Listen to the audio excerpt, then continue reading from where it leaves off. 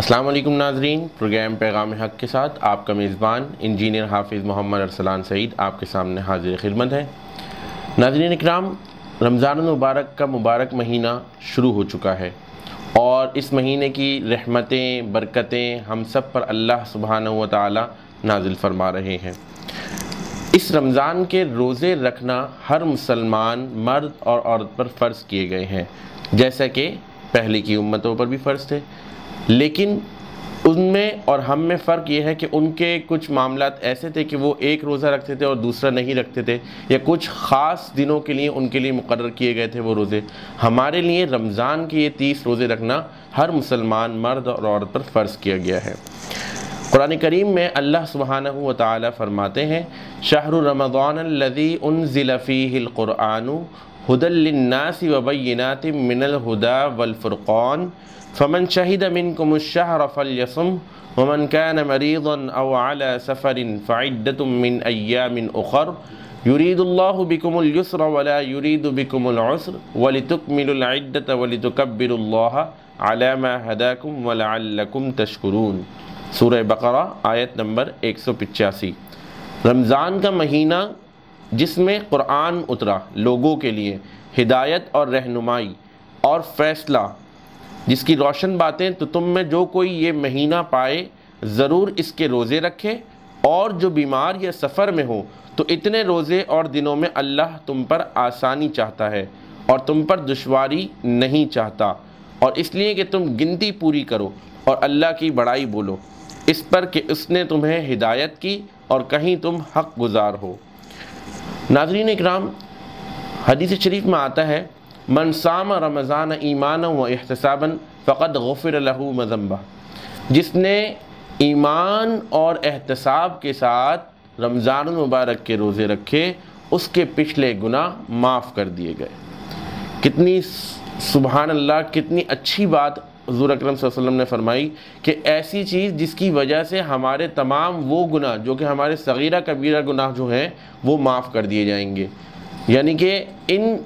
ان روزوں کی برکت سے اللہ سبحانہ و تعالی ہمارے تمام وہ گناہ پچھلے جو ہم نے کیے وہ معاف کر دے گا۔ روزہ کیا ہے؟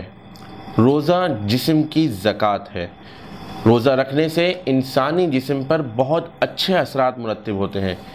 صبح صادق سے لے کر غروب آفتاب تک کچھ نہ کھانے پینے اور اپنے آپ کو ان تمام برائیوں سے روکنا جو کہ شریعت میں جن کو منع کیا گیا ہے، ان سے اپنے آپ کو روکنا، اس کا نام روزہ ہے۔ روزے کے اندر ہم دیکھتے ہیں کہ بہت سارے لوگ ایک دوسرے سے جھگڑنے لگتے ہیں، غصہ عمومی طور پر لوگوں کی ناک پر رہتا ہے،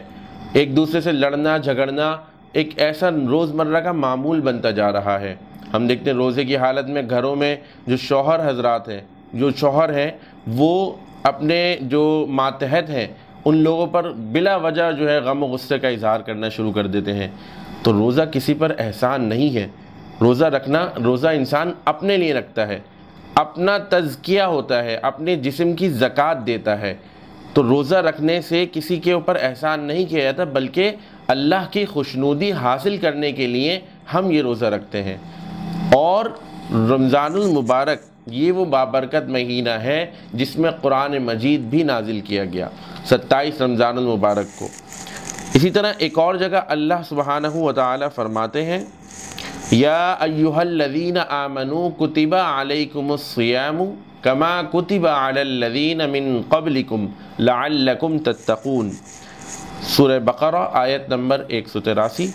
مومنوں، تم پر روزے فرض کیے گئے ہیں جس طرح تم سے پہلے کی امتوں یعنی کہ پہلے کے لوگوں پر فرض کیے گئے تھے۔ کس لیے فرض کیے گئے تھے؟ تاکہ تم پرہیزگار ہو جاؤ۔ قرآن کریم میں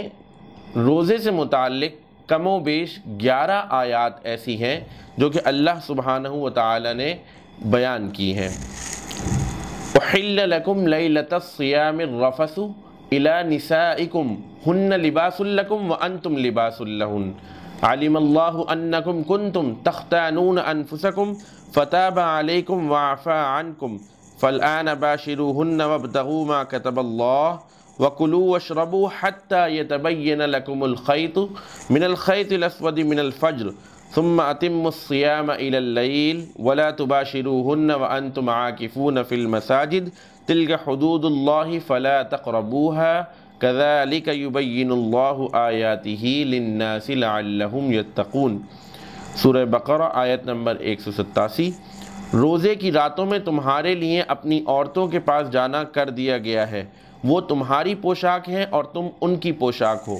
خدا کو معلوم ہے کہ تم ان کے پاس جانے سے اپنے حق میں خیانت کرتے تھے، سو اس نے تم پر مہربانی کی اور تمہاری حرکات سے درگزر فرمائی۔ اب تم کو اختیار ہے کہ ان سے مباشرت کرو، اور خدا نے جو چیز تمہارے لیے لکھ رکھی ہے یعنی اولاد، اس کو خدا سے طلب کرو، اور کھاؤ پیو یہاں تک کہ صبح کی سفید دھاری رات کی سیاہ دھاری سے الگ نظر آنے لگے،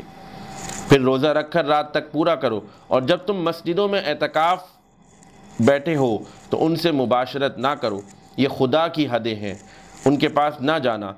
یعنی کہ عورتوں کے پاس نہ جانا، اپنی بیویوں کے پاس۔ اسی طرح خدا اپنی آیتیں لوگوں کے سمجھانے کے لیے کھول کھول کر بیان کرتا ہے تاکہ وہ پرہیزگار بن جائیں۔ روزہ کی حالت میں ہمیں کن چیزوں سے بچنا چاہیے اور کون سی وہ چیزیں ہیں جو کہ جائز ہیں، اس کے بارے میں بھی اللہ سبحانہ و تعالی نے بڑی ڈیٹیل میں آیت قرآنی بیان کی ہے، اور اس آیت مبارکہ سے ہمیں یہ پتہ چلتا ہے کہ وہ کون سی چیزیں ہیں جن سے ہمیں بچنا چاہیے۔ جیسے کہ روزے کی حالت میں ہمیں جھوٹ سے اپنے آپ کو بچانا چاہیے۔ یہ ایک ایسی بیماری ہے جو ہم دیکھتے ہیں کہ ہمارے معاشرے میں بلا وجہ جو ہے وہ بڑھتی چلی جا رہی ہے۔ ہمیں کوئی وجہ نہ بھی ملے تب بھی ہم جھوٹ بولتے تھے، کوئی چھوٹی سی بات ہوتی ہے ہم اس کو جھوٹ میں شمار کر لیتے ہیں، جھوٹ بول دیتے ہیں اس کے پیچھے، حالانکہ اس جھوٹ بولنے کی وجہ سے اس پر کوئی اثر نہیں پڑنا، یا اس کی وجہ سے ہم کوئی کسی جگہ پر پھنس نہیں رہے ہوتے ہیں، لیکن ہم عموماً جھوٹ کو ایسا سمجھتے ہیں کہ یہ تو کوئی بات ہی نہیں ہے۔ غیبت کرنا، چغلی کرنا، دوسروں کے لیے مشکلات کا پیدا کرنا۔ اللہ سبحانہ و تعالیٰ فرماتے ہیں کہ تم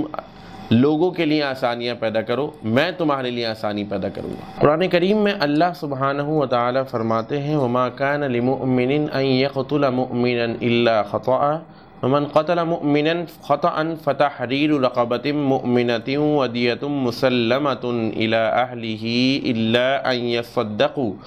فَإِن كَانَ مِن قَوْمٍ عَدُوٍّ لَكُمْ وَهُوَ مُؤْمِنٌ فَتَحْرِيرُ رَقَبَةٍ مُؤْمِنَةٍ وَإِن كَانَ مِن قَوْمٍ بَيْنَكُمْ وَبَيْنَهُم مِّيثَاقٌ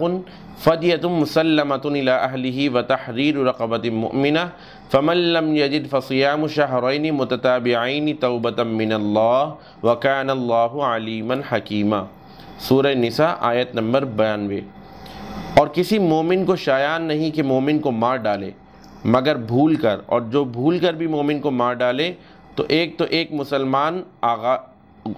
ایک مسلمان غلام آزاد کر دے اور دوسرے مقتول کے وارثوں کو خون بہا دے، ہاں اگر وہ معاف کر دے تو ان کو اختیار ہے۔ اگر مقتول تمہارے دشمنوں کی جماعت میں سے ہو اور وہ خود مومن ہو تو صرف ایک مسلمان غلام آزاد کرنا چاہیے، اور اگر مقتول ایسے لوگوں میں سے ہو جن میں تم میں صلح کا عہد ہو تو وارثان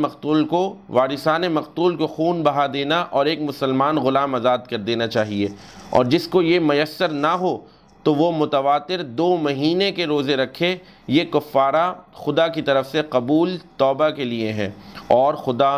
سب کچھ جانتا ہے اور بڑی حکمت والا ہے۔ ناظرین اکرام، اس آیت مبارکہ کا جو شان نزول ہے وہ اس حوالے سے ہے کہ اگر 2 گروہ آپس میں لڑ جائیں تو ان کے درمیان جو دیت کا معاملہ ہے وہ اس کے حوالے سے رکھا گیا، اور اگر اس کے مطابق اگر آپ کے پاس وہ دیت دینے کے بھی پیسے نہیں ہیں تو پھر آپ کو کفارہ ادا کرنا پڑے گا، اور کفارہ کتنا ادا کرنا پڑے گا کہ وہ متواتر 2 مہینے کے روزے رکھے گا، یعنی کہ یہ وہ کفارہ ہے۔ اسی طریقے سے روزہ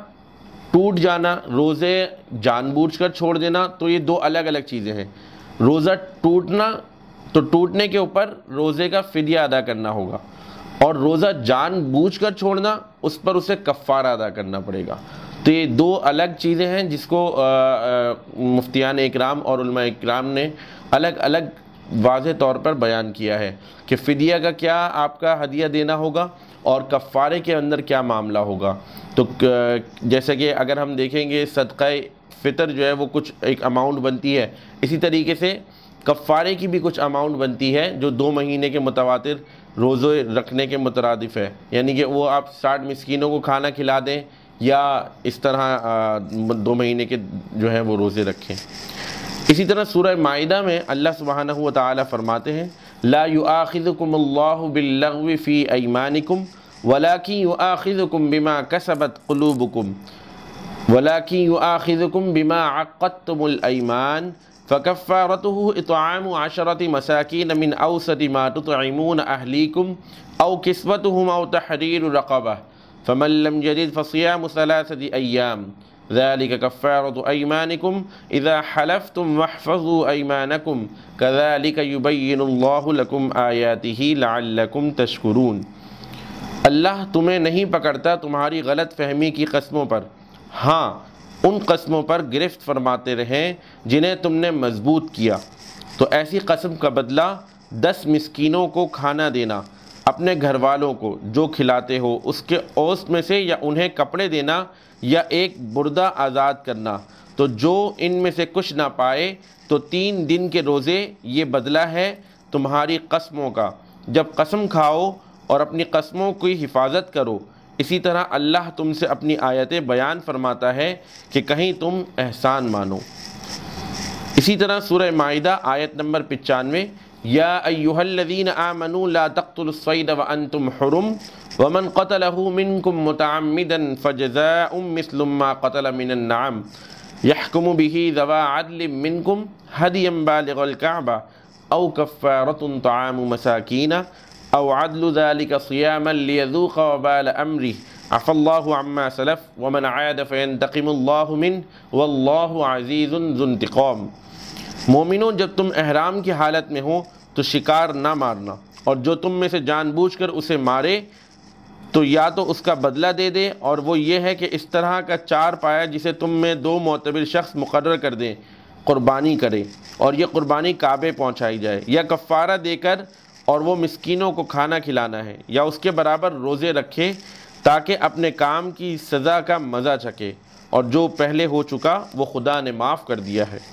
اور جو پھر ایسا کام کرے گا تو خدا اس سے انتقام لے گا، اور خدا غالب اور انتقام لینے والا ہے۔ تو ناظرین اکرام، اگر کوئی غلطی ہو جاتی ہے تو اس کے لیے کفارے کا بھی ایک ذریعہ رکھا گیا ہے۔ تو ناظرین اکرام، یہ وہ مبارک مہینہ ہے جس کے اندر اللہ تعالیٰ نے ایک بونس رکھا ہوا ہے اپنی لوگوں کے لیے، اپنے جو بندے ہیں ان کے لیے۔ آپ اس کو ایک بونس کے طور پر لیں، اور کیونکہ اس ماہ مبارک میں ہر نیکی کے اوپر فضیلت دی گئی ہے، یعنی کہ وہ نیکیاں ملٹی پلائی ہو رہی ہیں۔ ایک بونس اسٹیج ہے، جس طرح ہم گیمز وغیرہ میں دیکھتے ہیں کہ ایک بونس اسٹیج آتی ہے، اسی طرح سے اگر ہم دیکھیں تو یہ مہینہ ایک بونس کا مہینہ ہے نیکیاں کمانے کا۔ ہر چھوٹا سا ایک نیکی والا عمل آپ کے لیے بڑا اچھا ثابت ہو سکتا ہے، آپ کے اعمال میں ایک نیکی کا وہ بڑھ سکتی ہے، ایک نیکی وہ نیکی۔ اور اسی طریقے سے ہمیں اور ان گناہوں سے بھی ہمیں بچنا چاہیے جو ہم پورے سال کرتے چلے آئے ہیں، اور ہمیں یہ پتہ بھی ہے کہ ہم وہ کون سے گناہ ہیں، دانستہ طور پر کر رہے ہیں یا غیر دانستہ طور پر کر رہے ہیں۔ تو ہمیں چاہیے کہ اس ماہ مبارک میں اپنے آپ کو گناہوں سے بچائیں، اور زیادہ سے زیادہ نیکی کی ترغیب کریں اور نیکی کی طرف راغب ہوں۔ پروگرام کرتے وقت اگر مجھ سے کوئی غلطی یا سہو ہو گئی ہو تو میں اللہ کے حضور معافی کا طلبگار ہوں۔ آئندہ پروگرام میں انشاءاللہ ایک نئے موضوع کے ساتھ حاضر ہوں گے۔ اپنے میزبان انجینئر حافظ محمد ارسلان سعید کو اجازت دیجیے۔ السلام علیکم ورحمۃ اللہ۔